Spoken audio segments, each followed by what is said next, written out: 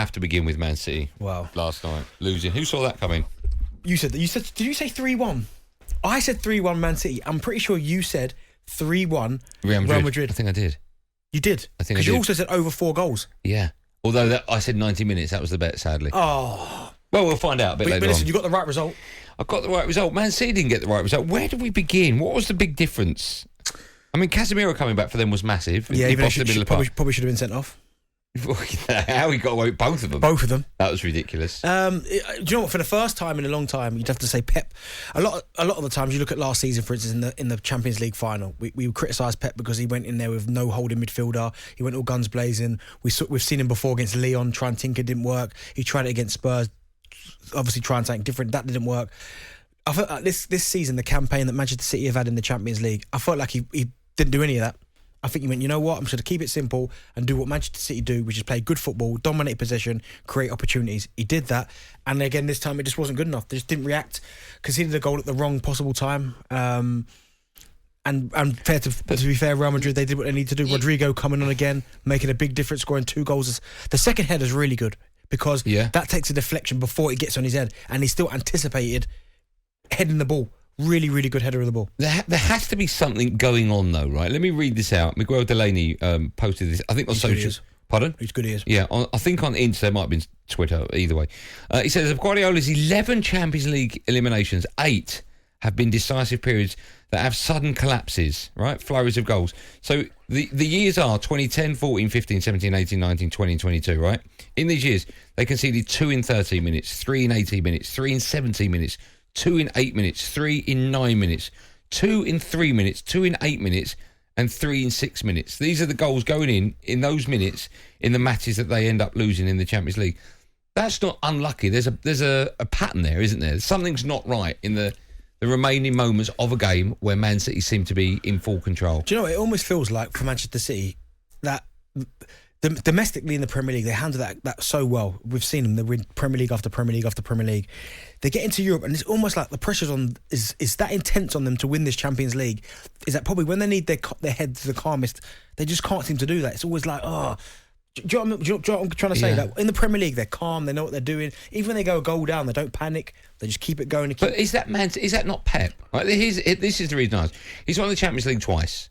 Right, that was when he was in charge of Barcelona. The last one was, I think, 2011. Right, he had a team with Xavi, Iniesta, and of course, arguably, but one of the greatest players ever. I say arguably, it might be Ronaldo, but Messi. All right, you'd expect him to win the Champions League. When he left Barcelona, he went to Bayern Munich, didn't win the Champions League. Hasn't won it with Man City. He spent over £1 billion, and he's not won it. I mean, it's crazy to think that they haven't won one, but I guess it could be Pep because you're right. He went to Bayern Munich, didn't do it. He's gone to Manchester City.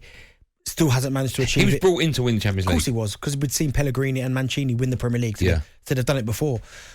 But I just feel like when in the Champions League, the pressure is that intense on them that at times when they need it the most to have the calmest of heads, they just can't keep a clear head, a clear mind. Okay. They kind of lose where they are, their bearings, and it just all goes... Right, so let me ask you, there was a moment last night where Jack Grealish had a couple of chances, right? One was a sort of shot come cross, and one was a ridiculous save by Thibaut Courtois, right? But here's my question to you. I would imagine that when Man City buy a player, it has to go through Pep Guardiola, right? In the summer, they paid £100 million for Jack Grealish and wouldn't pay the asking price, we're led to believe, for Harry Kane. Be it £150 million. I think it's 200 million, I think it was. All right, let's say it was 200 million. I think right? I don't think it was that much. I think it was. Where have you got that from? This way, but I think it was 200 million. Well, that's not been reported. I thought it was 150. Okay. You think it's 200, Spurs us? Do you know that for a fact? Mm-hmm. You know that for a fact. Is that common knowledge? No, continue anyway. Just continue what you're saying. Well, you've just said it now. It's out there. Continue. 150. Okay. So my point is, right, if they would have gone all out and got Harry Kane, right, so an extra, let's say what you're saying is right, an extra 100 million, which is not a lot for Man City, right? Mm-hmm. They don't buy Jack Grealish. They win that game last night. Harry Kane's in that team, they win it. Yeah, because he scores goals. Right. Of course. And when Haaland comes in, they win that game as well. So you could argue that another reason why Man City have gone out is because of the manager. What, so you kind of saying that they spent the 100 million on the wrong Did they area? need Jack Grealish? Well, I think with Jack Grealish, he's a phenomenal footballer with the ball at his feet. He can go past people. Does he make them stronger? Is in their starting 11? No. He doesn't get into it. By the way, I'm not blaming Jackie. I think he's a great player. I think he makes their squad stronger. Of course. But their starting 11, I'm not so sure. But I think, listen, there was loads of factors last night as well. I think the moment Kyle Walker went off, the complete game changed because I thought he was brilliant last night. Ruben Diaz weren't at the races. No, he kept Vinicius quiet. I thought Foden had a kind of quiet game. Kevin De Bruyne was off. Yeah, he was just half a yard off it, De Bruyne. Yeah. But these things, I mean, when you score so late in the game, I'm thinking, right, game over, just shut up shop. Just don't seem to be able to do that at the minute, Manchester City. But again, they have to go again, start again next season. And this game, I think they've got Newcastle at the weekend, is massive because the hangover from this, the players will be thinking about it today, tomorrow. Do you know what I mean? They can't help it. Yeah. Do you know what I mean? Because a lot of people would have said, and I go back to the first leg, they should have put Real Madrid away. But they were 2 up twice, and they had chances after chance. They don't do that. These things will happen, especially against a side who have got the know-how of a Real Madrid who've been there and done it so many times. And this crop of players, by the way, have been there and done it so many times.